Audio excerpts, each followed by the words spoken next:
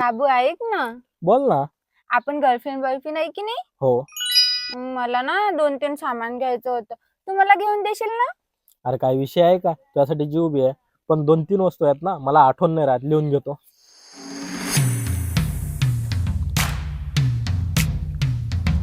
सांग.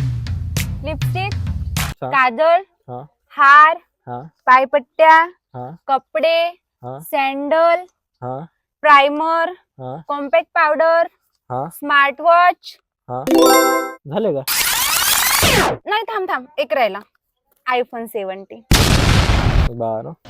आपल्याला girlfriend boyfriend बनायला किती दिवस झाले? 2 दिवस. 2च दिवसात ते आम्हाला एवढी लिस्ट दिली.